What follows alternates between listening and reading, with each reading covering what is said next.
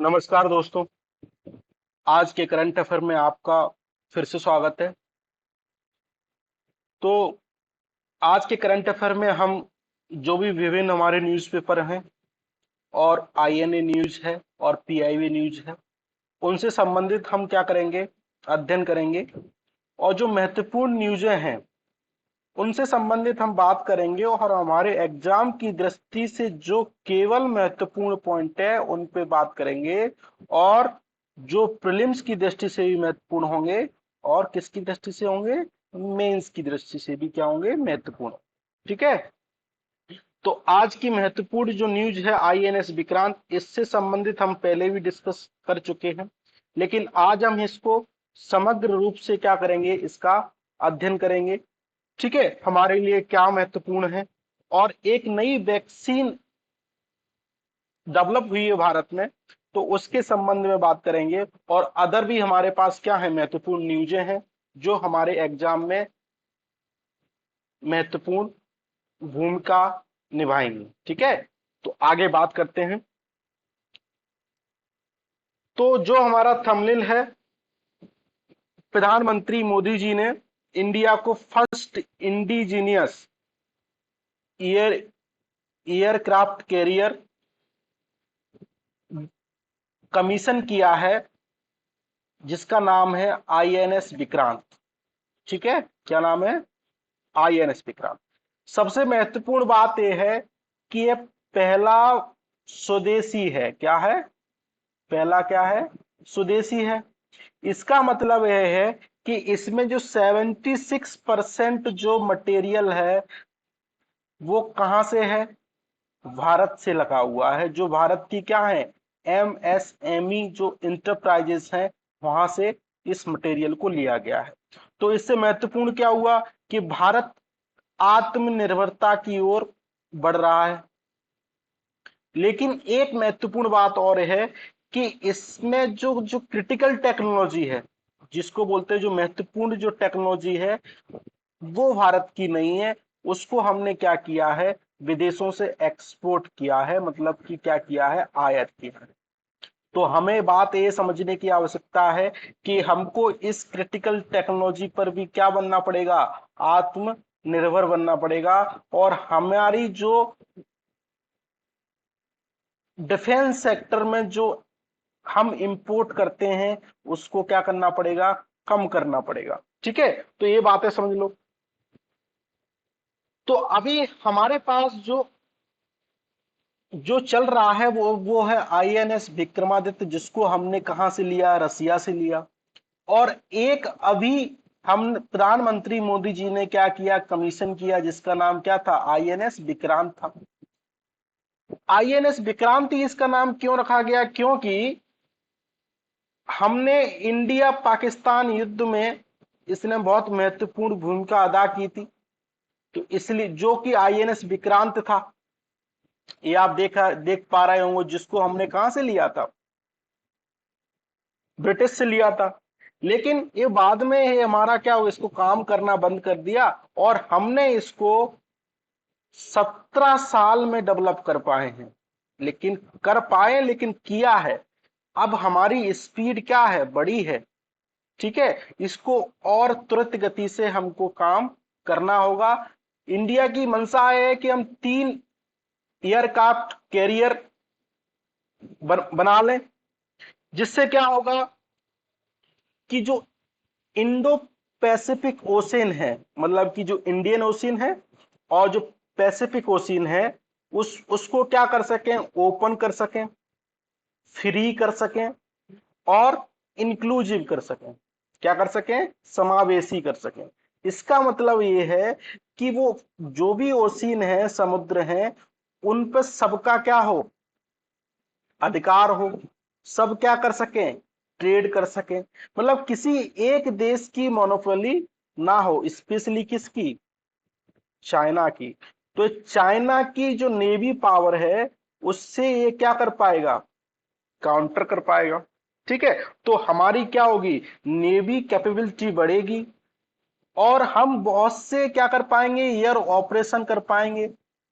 ठीक है, anti surface warfare आदि हम इससे क्या कर पाएंगे, लॉन्च कर पाएंगे। और हम जो भारत की जो ब्लू वाटर पॉलिसी है तो उसको भी क्या मिलेगा, बढ़ावा मिलेगा। हम अपने संसाधनों की क्या कर पाएंगे, सुरक्षा कर पाएंगे।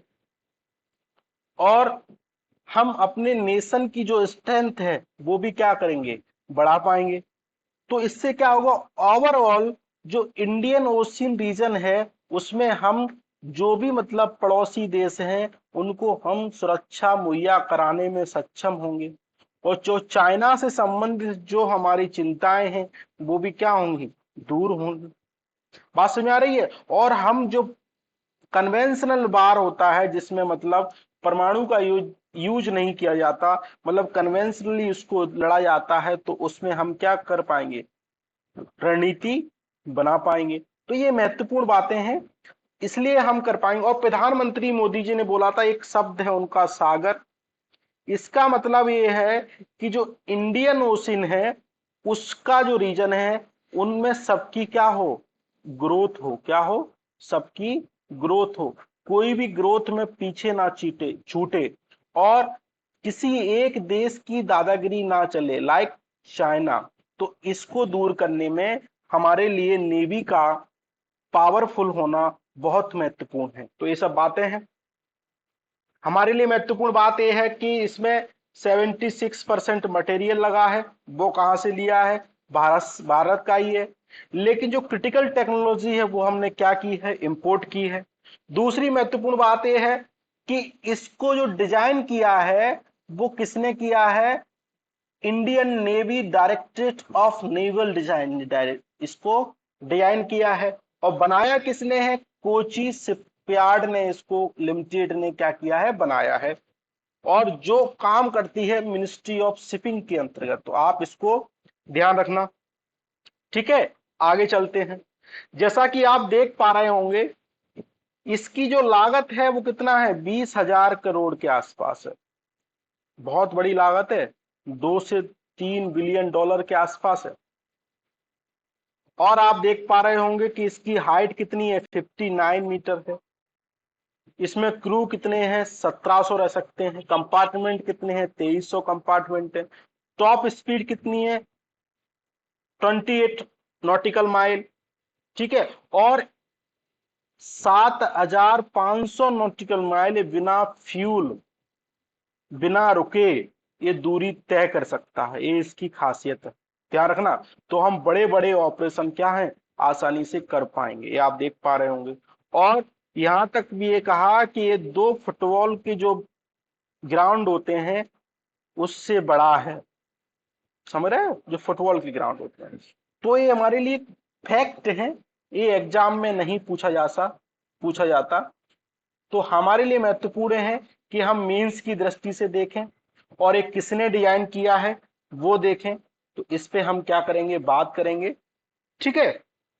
आप देख पा रहे होंगे कि प्रधानमंत्री मोदी जी हैं, इनने स्पीच दी थी कि हमारी जो आईएनएस विक्रांत है वो विक्ट्री को शो करता है। मैंने विक्रांत क्या करेगा, विक्ट्री करेगा। समझ रहे बात को। और वो उनका इशारा कहाँ था, चाइना की तरफ था। ठीक। तो ये सारी बातें हैं हमारे लिए एग्जाम की दृष्टि से महत्वपूर्ण पॉइंट थे, वो हमने सब देख लिए। अब आगे चलते हैं। अब हाल ही में क्या हुआ है, एक महत्वपूर्ण चीज होती है एक्टिव फार्मास्यूटिकल इंग्रेडिएंट। सबसे पहले ये समझ लें, इनका महत्वपूर्ण यूज होता है कि मेडिसिन बनाने में, मेडिसिन प्रिपेयर करने में। कि मेडिसिन में अगर एपीआई है, क्या है, एपीआई है, तो वो इसमें अगर यूज हो रहा है तो वो किस पर्पज के लिए यूज हो रहा है, किस पर्पज के लिए यूज हो रहा है, मतलब कि जो मेडिसिन है वो क्या काम करेगी। बात समझ आ रही है। तो मेडिसिन को इफेक्टिवली अगर काम करना है तो वो किस पे डिपेंड करता है, एपीआई पे। ठीक है।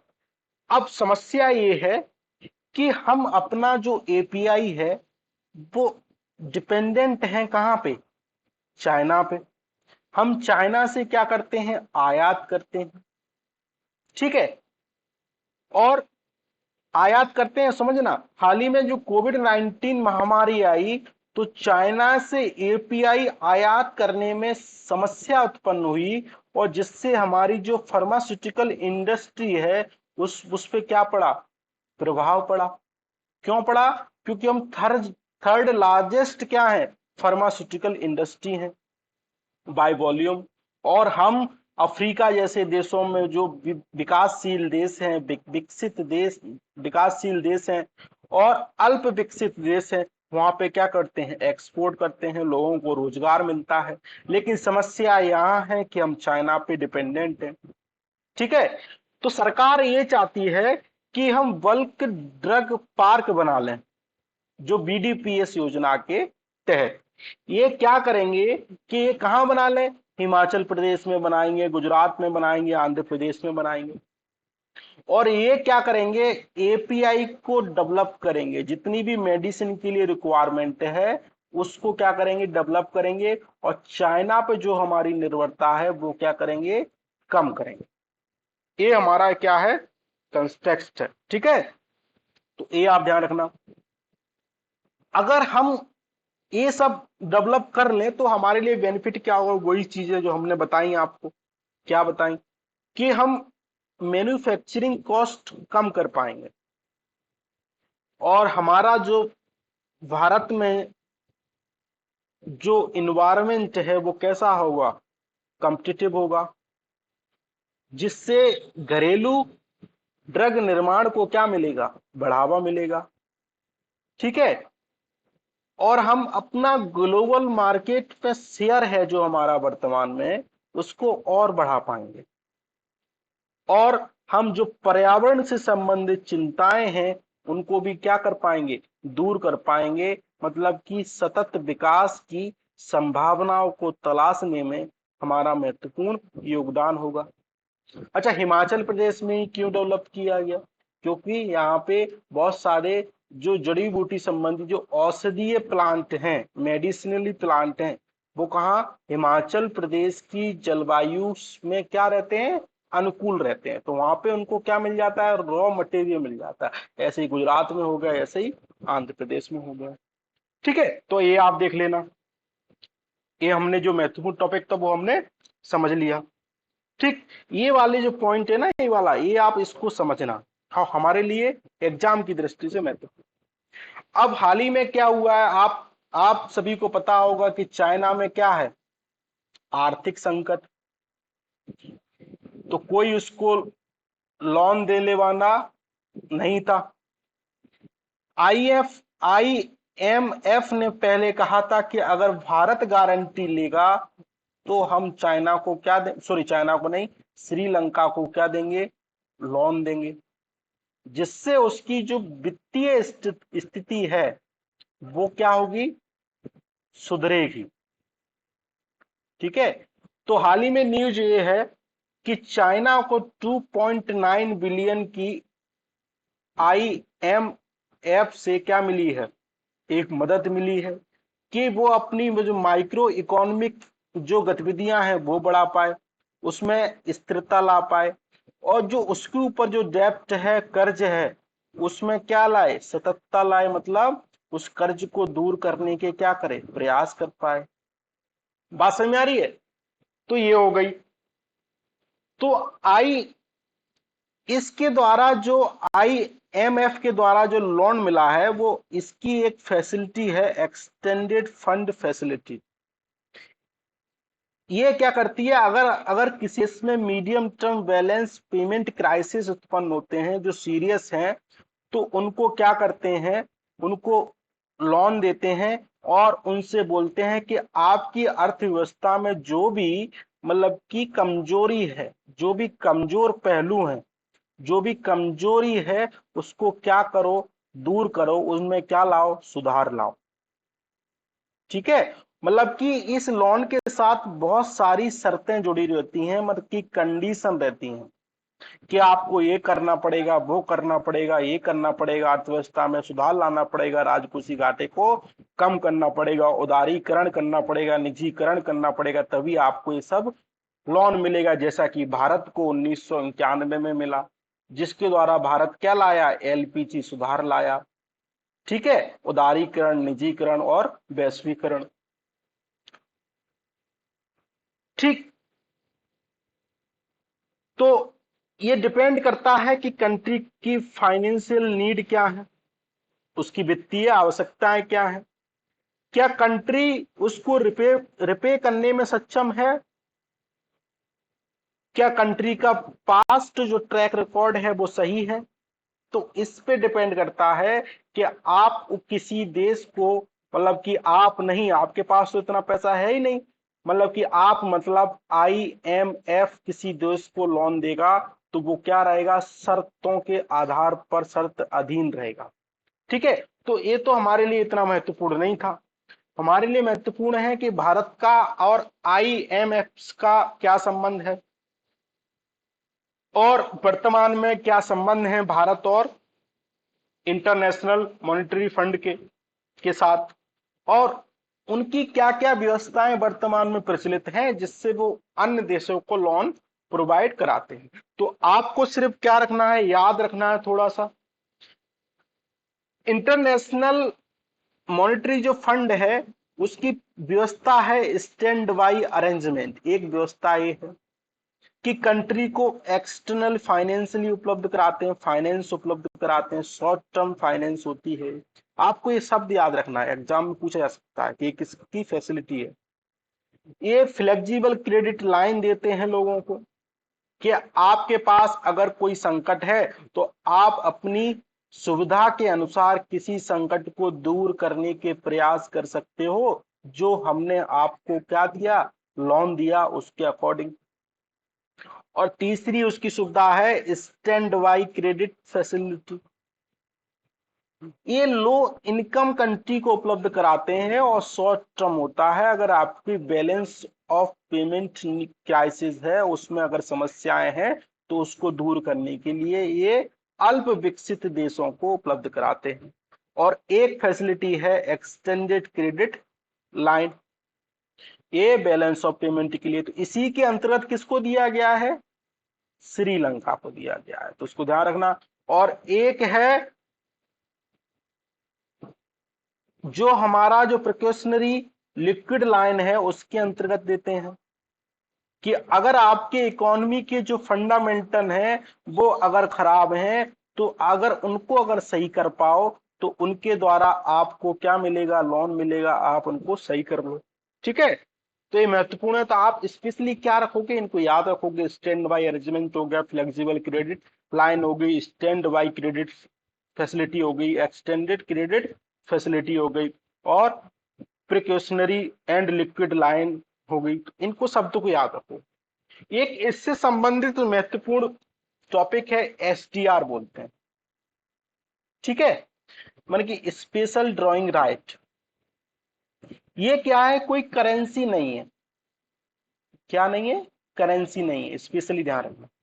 ये किसके द्वारा है, IMF के द्वारा इसको जारी किया 1969 में, जब क्राइसिस आया इकोनॉमी में। और इसके अंतर्गत जो सबसे ज्यादा शेयर है वो डॉलर का है, आप देख पा रहे होंगे 42%। फिर उसके बाद है किसका, यूरो का, आप देख पा रहे होंगे कितना, 31%। फिर चाइना का है 11%। फिर रसिया का 8% है। ठीक, और अदर देशों का ये 8%, यूरो का भी है, मतलब यूनाइटेड किंगडम। तो इसमें क्या करते हैं, इनके पास ये राइट है, और ये क्या है, एक बास्केट ऑफ 5 कंट्रीज की है, मतलब 5 कंट्रीज की क्या है, एक बास्केट है। उनके इनके क्या है, कंट्रीब्यूशन है। इंडिया का भी क्या है, SDR है, लेकिन वो बहुत नीचे है। ये क्या करते हैं, अगर मान लो किसी देश में अगर संकट आ गया तो SDR, आप उन SDR के बदले क्या देंगे, उनको लोन की सुविधा उपलब्ध कराएंगे। तो आप स्पेशली क्या ध्यान रखना, इनको ध्यान रखना, और इनमें सिक्वेंस जरूर ध्यान रखना कि किस देश का सबसे ज्यादा है, सबसे ज्यादा किसका है, डॉलर है सबसे ज्यादा, इसको ध्यान रखना। ठीक है, दूसरे नंबर पे कौन है, यूरोपीय देश है। ठीक है, अब भारत और इंटरनेशनल मॉनेटरी फंड के क्या संबंध है, तो वो हमारे लिए महत्वपूर्ण है, इसको देखते हैं। तो ये भारत क्या है, आईएमएफ का क्या है, संस्थापक देश है। कि जब इसकी स्थापना हुई थी तो भारत भी क्या था, साथ था, इसको ध्यान रखेंगे। और 1990 में जब हमारे पास 2 सप्ताह के लिए आयात करने के लिए हमारे पास फॉरेक्स रिजर्व बचा था, तो हम आईएमएफ के पास गए थे, उनसे बोला था कि हमको मदद दे दो। ठीक है, तो उनने हमको 2.2 अमेरिकी डॉलर की क्या दी, अमेरिकी डॉलर की सहायता दी। और इसके बदले उनने हमसे लिया 67 टन इंडियन गोल्ड को, रिजर्व को उनने क्या किया, कोलेक्ट्रल बेसिस पे रखा। और इंडिया से कहा कि आप अगर अर्थव्यवस्था में बहुत सारे सुधार करोगे तभी आपको ये सुविधा दी जाएगी। आप देख पा रहे होगे भारत के साथ कितनी ज्यादती की, कितना शोषण किया। तो भारत ने कहा ठीक है हम कर लेंगे, लेकिन आप लोन तो दे दीजिए। तो भारत ने, और आईएमएफ ने कहा कि आप अगर आप ये लोन लेते हो और आपके साथ आप ये सारे काम करते हो तो आपको बोर्ड ऑफ डायरेक्टर में आपको स्थान दिया जाएगा। ठीक है, तो आप इस संस्था की जो पॉलिसी निर्माण में होती हैं तो उसमें आप महत्वपूर्ण भूमिका क्या कर पाओगे, अदा कर पाओगे, पॉलिसी को नया स्वरूप दे पाओगे, आपका भी क्या होगा उसमें विचार होगा। तो भारत ने कहा ठीक है ये तो अच्छी बात है हम कर लेते हैं, तो इतना महत्वपूर्ण, इतना आपने समझ लिया। लेकिन भारत ने कहा कि भारत ने 1993 से अभी तक कोई लोन नहीं लिया है, कोई भी वित्तीय सहायता नहीं ली है, किससे, आईएमएफ से, इसको ध्यान रखना। और भारत ने 31 मई 2000 तक जितने भी लोन थे इनके, वो सारे क्या कर दिए, रिपेमेंट कर दिए, इसको ध्यान रखना। फाइनेंस मिनिस्टर होते हैं वो बोर्ड ऑफ गवर्नर के एक्स ऑफिसियो क्या होते हैं, गवर्नर होते हैं। और जो आरबीआई के गवर्नर होते हैं वो अल्टरनेट गवर्नर होते हैं, कहाँ के, आईएमएफ के। ठीक है, तो भारत का जो कोटा है एसडीआर में वो कितना है, 5821.5 मिलियन। और 13 लार्जेस्ट कोटा है, मतलब कि 13वें नंबर पे आता है। और शेयर होल्डिंग कितनी है, 2.44%। हाल ही में आपने न्यूज सुनी होगी कि भारत 5वीं बड़ी अर्थव्यवस्था बन गया है, किसको, यूके को, मतलब कि यूनाइटेड किंगडम को पीछे करके। जिसने हम पे राज किया वो हमसे आज क्या है, पीछे है। तो आपको गर्व होना चाहिए सुन के। ठीक है, इस टॉपिक के बारे में डिस्कस करेंगे, क्या मायने हैं और कैसे कैलकुलेट होता है, ये सब करेंगे अलग स्पेशली रूप में। आगे चलते हैं। तो ये टॉपिक आपने समझा, हमने समग्र रूप से समझा, आपको और पढ़ने की आवश्यकता नहीं है, मतलब ध्यान से इसको देखो, नोट्स बनाओ, आपके लिए महत्वपूर्ण है। हम क्या कर रहे हैं, कोई भी न्यूज है केवल उस न्यूज को नहीं देख रहे हैं, न्यूज के साथ जो टॉपिक जुड़ा हुआ है वो देख रहे हैं, उस टॉपिक के साथ जो सब टॉपिक जुड़ा हुआ है वो देख रहे हैं। तो यूपीएससी और स्टेट पीएससी, जो स्टैंडर्ड स्टेट पीएससी है, वो सब टॉपिक से क्वेश्चन पूछते हैं, ना कि न्यूज से, इस बात को आप ध्यान रखना। ठीक है, अब हाल ही में क्या हुआ है कि डायरेक्ट कलेक्शन क्या हुआ है, मतलब कि जो बजट में टारगेट किया गया था कि आप 14.20 ट्रिलियन, मतलब कि 14.20 ट्रिलियन क्या करेंगे, बजट टारगेट में जो डायरेक्ट टैक्स था उसका टारगेट रखा गया था कि इतना हमको क्या होगा, प्राप्त होगा। ठीक है, लेकिन 30 अगस्त तक हमको कितना प्राप्त हो गया है, 4.8 ट्रिलियन, जिसमें 33 की क्या मिली है, लास्ट ईयर की अपेक्षा क्या मिली है, जंप मिली है। तो ऐसा अनुमान लगाया जा रहा है कि ये टारगेट जो बजट का था ये वाला, वो क्या हो जाएगा, ब्रीच हो जाएगा, मतलब कि टूट जाएगा, रिकॉर्ड बनेगा। ठीक है, तो हमारे लिए महत्वपूर्ण है कि डायरेक्ट टैक्स क्या होता है। तो डायरेक्ट टैक्स का मतलब है कि किसी टैक्स का भार उसी व्यक्ति पे आता है जिसने कोई सर्विस ली है, ना कि किसी दूसरे व्यक्ति पे। ये ध्यान रखना। जैसे इनडायरेक्ट टैक्स है तो उसका भार क्या होता है, दूसरे व्यक्ति पे ट्रांसफर हो जाता है। जैसे किसी व्यक्ति ने साबुन लिया तो साबुन में तो इनडायरेक्ट टैक्स टैक्स है, तो इस टैक्स को कौन चुकता करेगा, साबुन लेने वाला। ठीक है, तो उसके ऊपर चला गया बात। तो लेकिन इसमें ऐसा नहीं है, वो उसी व्यक्ति पे इम्पोज होता है। मतलब कि सेम एंटिटी होना चाहिए, ये किसी भी दूसरे पर्सन पे इस टैक्स का भार हम ट्रांसफर नहीं कर सकते। जैसे इनकम टैक्स हो गया, आपने इनकम कमाई है तो आपके ऊपर ही टैक्स लगेगा। कैपिटल गेन टैक्स हो गया, जैसे आपने कोई स्टॉक मार्केट में पैसा लगाया है तो आपने उससे कोई कैपिटल गेन किया है तो उस पर टैक्स लगेगा। ठीक है, इसको देखता कौन है, सीबीडीटी, मतलब central board of direct tax इसको देखता है, जो डिपार्टमेंट ऑफ रेवेन्यू के अंतर्गत आता है। और जितनी भी प्रशासनिक गतिविधियां हैं डायरेक्ट टैक्स की, वो कौन रिस्पॉन्सिबल है, सीबीडीटी। इसको ध्यान रखना। अच्छा, क्यों बड़े हैं ये कलेक्शन, क्यों बड़ा है? सबसे पहली बात है, जितनी भी संस्थाएं हैं टैक्स से संबंधित, जैसे सीबीडीटी हो गया, तो इससे क्या हुआ है, लोगों के द्वारा नियमन बढ़ा है, लोगों में जागरूकता बढ़ी है टैक्स फाइल करने के प्रति, और ये संस्थाएं सही से काम कर रही हैं, तो इससे क्या हुआ, कंप्लायंस बढ़ा है। और मार्केट गुड टैक्स की क्या वायंसी बढ़ी है, मतलब कि रेवेन्यू की अपेक्षा जो नेशनल इनकम का जो अनुपात होता है, मतलब कि जीडीपी का अनुपात, उसको वो बोलते हैं वायंसी, तो ये बढ़ी है। और कोविड के बाद जो भारतीय अर्थव्यवस्था है वो भी क्या है, उसमें आर्थिक गतिविधियों को क्या मिला है, बढ़ावा मिला है, तो इसलिए टैक्स बढ़ा है, तो इसको ध्यान रखना। अब डायरेक्ट टैक्स और इनडायरेक्ट टैक्स में अंतर समझ लेते हैं। अंतर हमने समझ लिया कि इसको डायरेक्टली वही व्यक्ति पे करता है, और इनडायरेक्ट में क्या होता है कि दूसरी एंटिटी के पास क्या हो जाता है, इसका भार चला जाता है। डायरेक्ट टैक्स में हमने देख लिया, इनकम टैक्स आता है, कॉरपोरेशन टैक्स आता है, कैपिटल गेन टैक्स आता है, प्रोफेशनल टैक्स आता है, प्रॉपर्टी टैक्स आता है, रोड टैक्स आता है, और स्टाम्प ड्यूटी आता है। इनडायरेक्ट में क्या हुआ, जीएसटी आ गया, वैल्यू एडेड टैक्स आ गया, कस्टम ड्यूटी आ गया, एक्साइज ड्यूटी आ गया, सिक्योरिटी ट्रांजैक्शन टैक्स आ गया, डिविडेंड डिविडेंड डिस्ट्रीब्यूशन टैक्स आ गया, सेल्स टैक्स आ गया। तो ये सारे टैक्स आते हैं। कमेंट करके बताना कि जीएसटी को कौन से संविधान संशोधन के द्वारा लाया गया, और इसके द्वारा जो परिषद है, जीएसटी काउंसिल बोलते हैं, उसका प्रावधान किस आर्टिकल में किया गया। तो ये आप क्या करोगे, कमेंट करके इसको बताओगे, तो हमारे लिए महत्वपूर्णता हमने पढ़ लिया।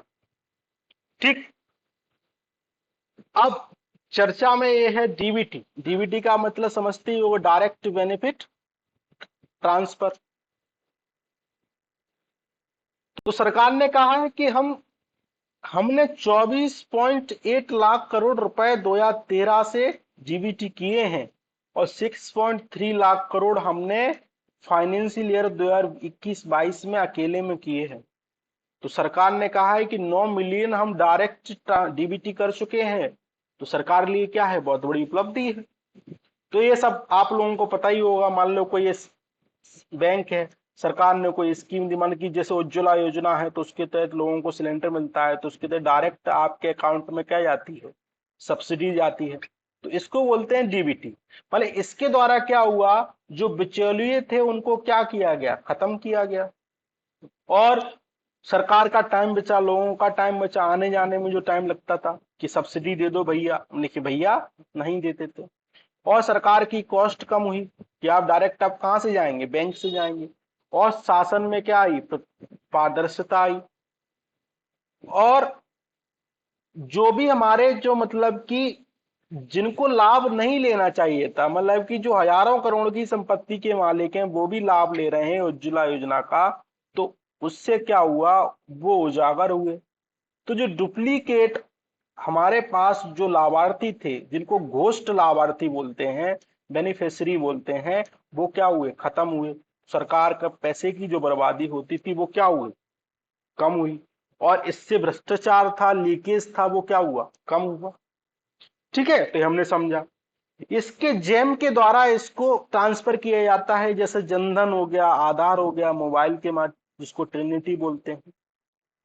इसके अंतर्गत बहुत सारी स्कीम है, 400 से ज्यादा स्कीम है। उज्ज्वला योजना हो गई, प्रधानमंत्री आवास योजना हो गई, ठीक है। और ये टॉयलेट निर्माण के लिए लोगों को पैसा दिया जाता है वो, और इनकी और भी बहुत सारी योजनाएं होंगी, ठीक है। तो इसके द्वारा ये काम किया जाता है। इसको 2013 में लाया गया था, ठीक है। तो आप इसको ध्यान रखना, और मेंस की दृष्टि से ज्यादा महत्वपूर्ण है। लेकिन चैलेंज ये है कि मान लो आपने लोगों को डीबीटी ट्रांसफर किया, मान लो आज आप 100 रुपए ट्रांसफर कर रहे हो, और 2 महीने बाद मान लो आप 100 ही रुपए ट्रांसफर कर रहे हो, लेकिन 2 महीने बाद क्या हुआ, महंगाई बढ़ गई। क्या बढ़ गई? महंगाई बढ़ गई। तो इससे जो 100 रुपए ट्रांसफर थे, वो उसकी वैल्यू क्या हो गई, कम हो गई। मतलब कि 100 रुपए से अब वो कम चीजें खरीद पाएगा ना। मान लो पहले 100 रुपए किलो दाल आ रही थी, तो 100 रुपए में उसने एक एक किलो दाल खरीद ली। अब मान लो दाल हो गई 120 रुपए किलो, तो अब वो दाल खरीद पाएगा, वो 800 ग्राम दाल खरीद पाएगा ना, तो कम चीज आई उसके पास, ठीक है। और दूसरी समस्या यह है कि लोगों के आधार डेटा अपडेट नहीं है, लोगों के फिंगरप्रिंट काम नहीं करते हैं, तो पैसा नहीं निकाल पाते हैं। उनको अन्य सुविधाओं का लाभ ही नहीं मिलता है, जैसे पब्लिक डिस्ट्रीब्यूशन सिस्टम। और बहुत सारे जो दूरस्थ क्षेत्र हैं गांव में, वहां पे डिजिटल नेटवर्क नहीं है, डिजिटल साक्षर नहीं है लोग, मतलब कैसे निकालना ये भी नहीं पता लोगों को। तो ये आप देख पा रहे होंगे, हमारे लिए महत्वपूर्ण है। अब हमारे लिए बहुत ही महत्वपूर्ण न्यूज ये है कि नई जो वैक्सीन है डेवलप हुई है, जिसका नाम है सर्वावैक। और इसका मतलब है कि जो सर्वाइकल कैंसर होता है लोगों को, स्पेशली महिलाओं को, इसका कारण है पिपलोमा वायरस, मान की ह्यूमन पिपलोमा वायरस। इसके कारण सर्वाइकल कैंसर आज के समय में महत्वपूर्ण गंभीर समस्या बनती जा रही है। तो सरकार ने एक नई वैक्सीन डेवलप की है, जिसका नाम है कर्बावैक, ठीक है, मान की सर्वाइकल कैंसर के लिए, ठीक है। तो इसको हमारे लिए महत्वपूर्ण पॉइंट है वो ये है कि इसको डेवलप किया है serum institute of India India ने। तो आप काफी चर्चा में रहा, पुणे वाला थे, काफी चर्चा में थे, भारत छोड़ के चले गए थे जब कोविड के टाइम पे। और सहयोग था गवर्नमेंट के डिपार्टमेंट का, डिपार्टमेंट ऑफ बायोटेक्नोलॉजी। तो आप ये ध्यान रखना। अच्छा, कमेंट करके बताना कि सीरम इंस्टीट्यूट ऑफ इंडिया ने कोविड की कौन सी वैक्सीन डेवलप की है, ठीक है। जो ये वाली जो वैक्सीन है, इसके सरकार 2 डोज लगवाएगी, और 2 डोज लगने के बाद आपकी बॉडी में एंटीबॉडी डेवलप हो जाएंगी, और 6 से 7 साल तक क्या रहेंगी, बनी रहेंगी, ध्यान रखना। लेकिन कोविड की जो वैक्सीन है उसमें ऐसा नहीं है। कोविड में जो एंटीबॉडी है 2 से 3 महीने तक रहती है, उसके बाद हमको बूस्टर डोज लगाना पड़ता है, जैसे अभी वर्तमान में 3rd डोज लग रहा है। समझ रहे हैं बात को। और अगर हम विदेशी मैन्युफैक्चर की बात करें, तो इसकी कॉस्ट आएगी 2000 से लेकर 3500 तक। लेकिन अगर इंडिया में इसको मैन्युफैक्चर किया जाता है तो 200 से लेकर 400 रुपए तक इसकी कॉस्ट आएगी। मतलब क्या है, अफोर्डेबल है, बहनी है, मतलब आम नागरिक भी क्या करेगा, इसको लगवा पाएगा। इसको ध्यान रखना, आप इसको देख पा रहे हैं, ठीक। और ये जो वैक्सीन है, मतलब कि ह्यूमन पिपलोमा वायरस के जितने भी वेरिएंट हैं उसके खिलाफ क्या करेगी, काम करेगी। मतलब कि डिफरेंट डिफरेंट वेरिएंट के लिए हमको अलग वैक्सीन लगाने की आवश्यकता नहीं है, एक ही वैक्सीन से क्या हो जाएगा, काम हो जाएगा। तो आप इसको स्पेशली ध्यान रखना, ठीक। अब बात कर लेते हैं कि सर्वाइकल कैंसर होता क्या है। स्पेशली महिलाओं में जो सर्विक्स होता है, लोअर पार्ट ऑफ यूट्रस, आप यहाँ पे देख पा रहे होगे वाला। तो यहाँ पे क्या होता है, जो वेजाइना से कनेक्ट होता है, ये सेक्सुअली ट्रांसमिट हो सकता है, और इसके ह्यूमन पिपलोमा वायरस के बहुत सारे क्या है स्ट्रेन है, बहुत सारे क्या हैं, बहुत सारे क्या हैं रूप हैं। जैसे हम देख पा रहे थे कोविड में अल्फा बीटा गामा वो लोगों ने क्या रख दिए थे, नाम रख दिए थे। भारत के अकाउंट में यह है कि फिफ्थ ग्लोबल सर्वाइकल कैंसर का वर्डन क्या है भारत में है, जिसमें 1.23 लाख क्या होते हैं केसेस होते हैं, और इनमें से 67,000 मृत्यु हो जाती है हर साल। इस कितनी बड़ा आंकड़ा है, समझ रहे हो। सरकार इस विषय से गंभीर थी, सरकार ने क्या लेके आई, इसलिए वैक्सीन लेके आई। अच्छा कदम है सरकार का, हम देख सकते हैं। तो आप देख पा रहे होगे इन्फेक्शन ये होता है, ये लास्ट स्टेज होती है, ठीक है। स्पेशली होता है अनहाइजीन से, तो हमें क्या करना चाहिए, हाइजीन होना चाहिए हमारे पास, मतलब कि हाइजीन से रहना चाहिए, साफ सफाई से, ठीक है। और तो ये सब बातें ध्यान रखना।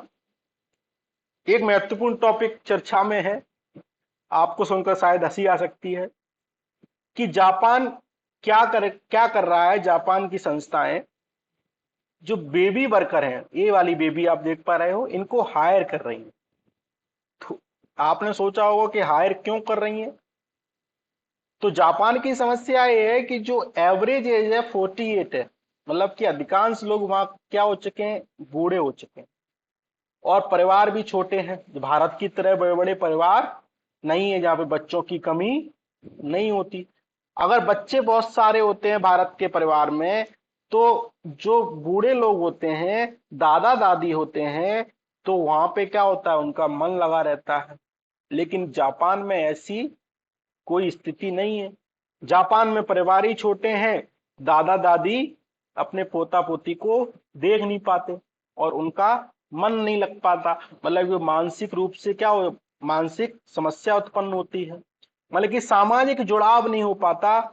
तो जापान ने कहा है, एक इंचुअन नर्सिंग होम है, उनने नई फैसिलिटी स्टेब्लिश की है कि बूढ़ों के लिए बेबी वर्कर हायर किए जाएंगे, और जो एल्डरली लोग हैं उनके घर रहेंगे, ताकि उनका उनसे क्या लगा रहे, मन लगा रहे, वो अकेलापन महसूस ना करें।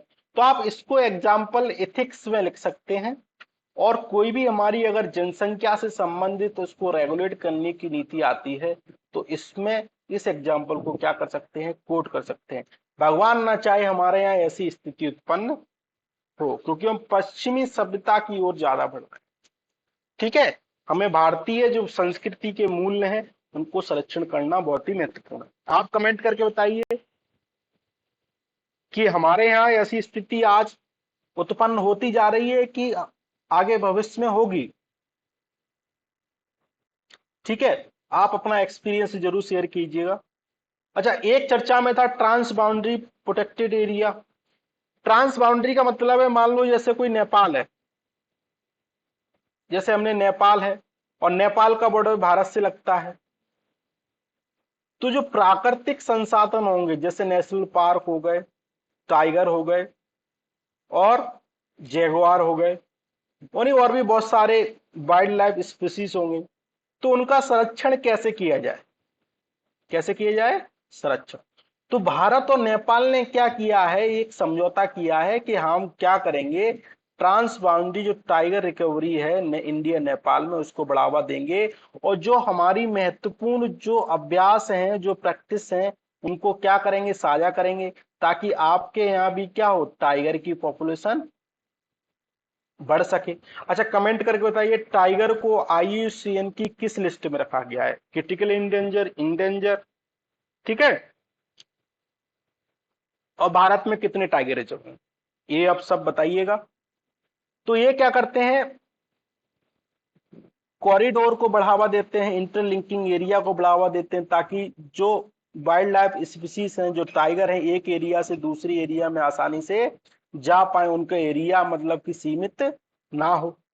अच्छा, भारत और नेपाल के मध्य कौन कौन सी लगती है, तो कंचनजंगा लगता है एक, तराई आर्क लैंडस्केप लगता है, एक स्केयर्ड हिमालय लैंडस्केप लगता है, जो नेपाल, सिक्किम, भूटान तीनों में लगता है।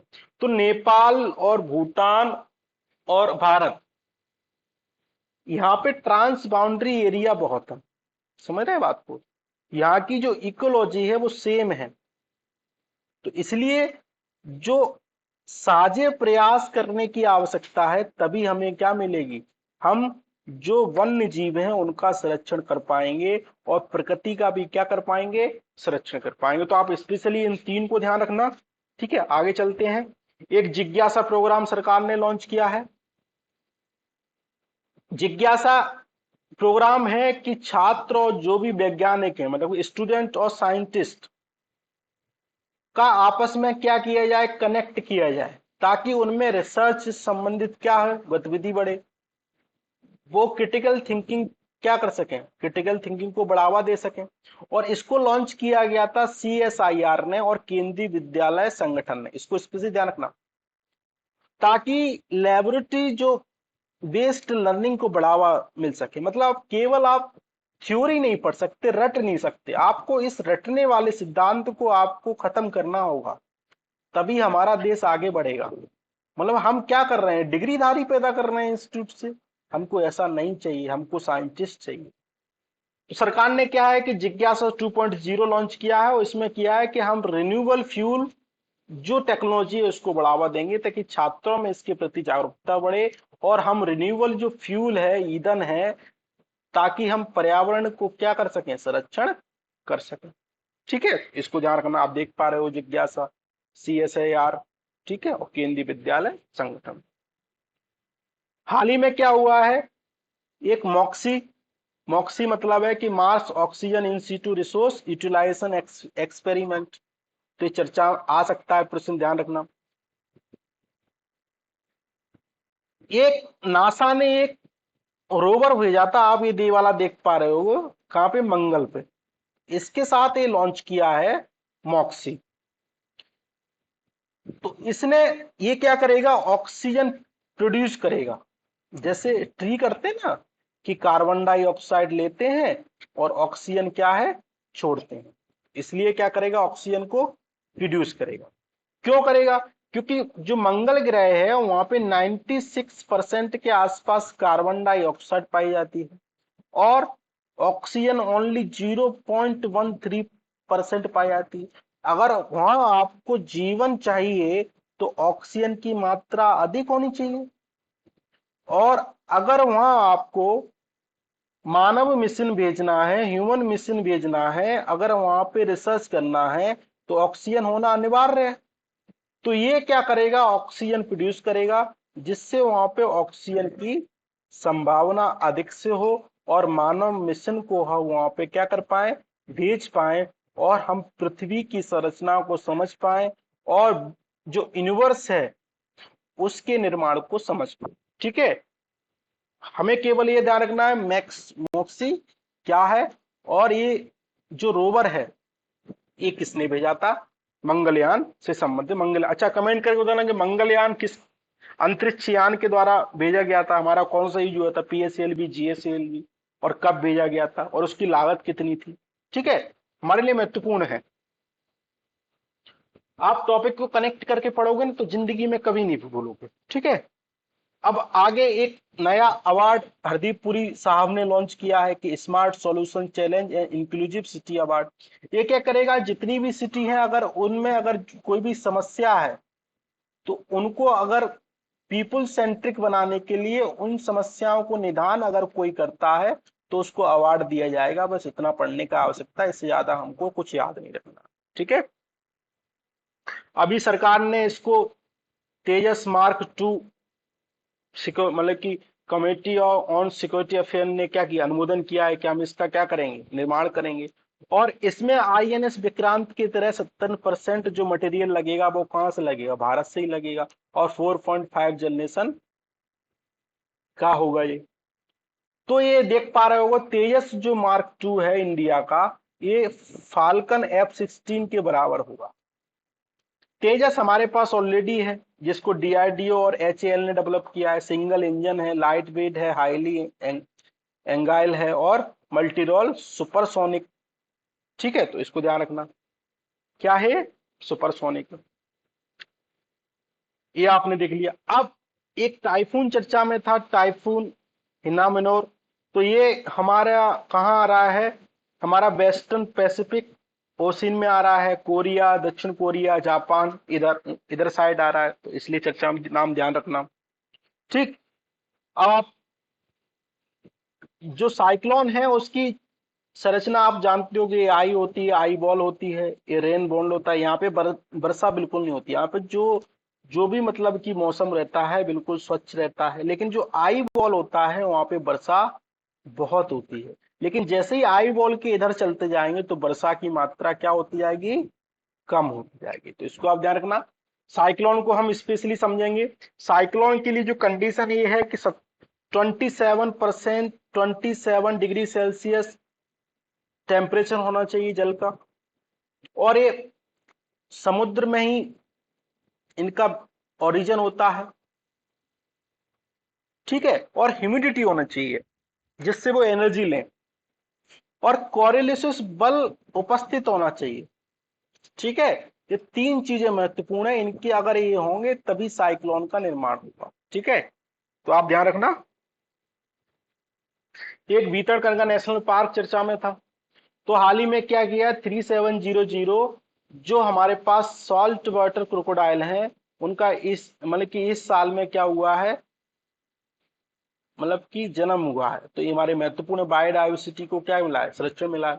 आप देख पा रहे होगे, ये भीतरकनिका नेशनल पार्क है, एक गहेर माता वाइल्ड लाइफ सेंचुरी है। ठीक, ये सिमलीपाल है, अभी चर्चा में था, यहाँ पे आग लग गई थी। ठीक, तो ये महत्व, ये सतकोसिया है, यहाँ पे टाइगरों को क्या किया था, पुनर्वास किया गया था। ठीक, तो आप, ये लखारी वैली वाइल्ड लाइफ सेंचुरी है। तो ये हमारे लिए महत्वपूर्ण एरिया है। और ये सेकंड लार्जेस्ट क्या है, मैंग्रोव फॉरेस्ट है आफ्टर सुंदरबन के बाद उड़ीसा। सुंदरबन कहाँ पड़ता है, सुंदरबन पड़ता है पश्चिम बंगाल में, इसको ध्यान रखना, लेकिन ये कहाँ पड़ता है, उड़ीसा में। इस पार्क के द्वारा कौन कौन सी नदी बहती है, एक ब्राह्मणी बहती है, बैतरणी बहती है, धमरा बहती है, और पटसाला बहती है। तो इसको स्पेशली ध्यान रखना, बहुत महत्वपूर्ण है, पूछा जा सकता है। ठीक है, कौन कौन सी, ब्राह्मणी, बैतरणी, धमरा और पटसाला। गहेर माता बीच पे जो ऑलिव रेडिल रेडिल जो टर्टल है उनका भी क्या होती है, नेस्टिंग होती है। आप देख पा रहे हो कितना नेस्टिंग होती है। ठीक है, तो ये क्या है, वनरेबल है आईयूसीएन की लिस्ट में, इसको बहुत महत्वपूर्ण है, इसको ध्यान रखना। ये आप देख पा रहे हो जो रेड वाली एरिया है ना, यहाँ पे टर्टल की क्या होती है, नेस्टिंग होती है। ये धमरा रिवर है, ये महानदी रिवर है, देवी रिवर है, ये रिस्कुल्या रिवर है। तो इनकी लोकेशन आप क्या करो, ध्यान रखो, एक दो बार देखोगे तो आपको याद हो जाएगी। ठीक है, इससे संबंधित टॉपिक था इसलिए मैंने पढ़ लिया इसको। अब आगे चलते हैं। देखो, एक्साइज वोस्तोक, इंडिया ने जो रूस की एक्साइज को ज्वाइन किया है, बस इतना ध्यान रखना है। वोस्तोक रीजन है वो यहाँ पड़ता है, रूस के ये वाला पार्ट है। ठीक है, ये लीस्ट डेवलपमेंट एरिया है रूस का, इसको रूस क्या करना चाहता है, डेवलप करना चाहता है, और इंडिया ने यहाँ पे इन्वेस्ट भी किया। ठीक है, और एक एजेंसी चर्चा में थी, क्राइम मल्टी एजेंसी सेंटर। हमको जो छोटे छोटे टॉपिक है उनको पढ़ना है, लेकिन डीपली नहीं पढ़ना है, क्योंकि ये इस टाइप के क्वेश्चन यूपीएससी में पूछे भी जा सकते हैं और नहीं भी पूछे जा सकते। फैक्ट वाइज जो यूपीएससी क्वेश्चन है वो कम पूछता है, लेकिन हालांकि जो अभी एग्जाम हुआ उसे फैक्ट की रोल उसमें बढ़ा, कि पूछा कौन सा कितने युग्म सही है, 2 3 4। तो अगर आपको फैक्ट की जानकारी है तभी आप कर पाओगे। एक क्राइम मल्टी एजेंसी सेंटर है जिसको रेगुलेट कौन करता है, एनसीआरबी। ये क्या करता है, क्राइम और जो हमारे क्रिमिनल हैं उनकी 24/7 जानकारी देता है विभिन्न एजेंसियों को, सीबीआई हो गई, रॉ हो गई, ईडी हो गई। तो इससे क्या होता है, जो क्राइम का जो इन्वेस्टिगेशन रेट है वो क्या होता है, बढ़ता है। ठीक है, इसको ध्यान रखना। अब हाल ही में चर्चा में तो नहीं थी लेकिन हम पढ़ लेते हैं, बहुत महत्वपूर्ण लेख हैं, और ये अमेरिका और कनाडा के बॉर्डर पे पाई जाती हैं, मिलती हैं, और इनको बोलते हैं ग्रेट लेक। क्या बोलते हैं, ग्रेट लेक। तो आप इनका सीक्वेंस ध्यान जरूर रखना, बहुत महत्वपूर्ण है। सबसे पहले मिलती है सुपीरियर, फिर मिलती है मिशिगन, फिर मिलती है हॉरन, फिर मिलती है इरी, और फिर मिलती है ओंटारियो। तो ये तो सीक्वेंस बाज हो गई, कहां से, पश्चिम से पूर्व की। इस सीक्वेंस आप जरूर ध्यान रखना। अगर साइज के अकॉर्डिंग देंगे तो सबसे पहले कौन होगी, साइज देखो सुपीरियर का, फिर यूरोन का, फिर मिशिगन का, फिर एरी का, फिर ओंटारियो का। तो आप यहाँ पे देख पा रहे होगे। तो ये आप ध्यान रखना, हमारे लिए महत्वपूर्ण है, ठीक है। और सभी जो लेक हैं जो कनाडा और अमेरिका के बॉर्डर पे हैं, देख पा रहे हो, ये कनाडा का बॉर्डर है, ये अमेरिका का। ठीक, तो ये हमारे आज के टॉपिक थे। आई होप आप लोगों को पसंद आए होंगे। और जो प्रश्न मैं बीच बीच में करता हूं, आप उनके आंसर जरूर दिया करें। और जो नीडी लोग हैं उन तक इस लेक्चर को जरूर पहुंचाएं, जिससे वो भी इसका लाभ ले सकें। और हमारा जो टॉपिक है उसको हमने समग्र से क्या किया है, अध्ययन किया है। अगर आपको टेलीग्राम से जुड़ना है तो डिस्क्रिप्शन में लिंक है, आप जुड़ सकते हैं। आज के लिए इतना ही है। थैंक यू, धन्यवाद।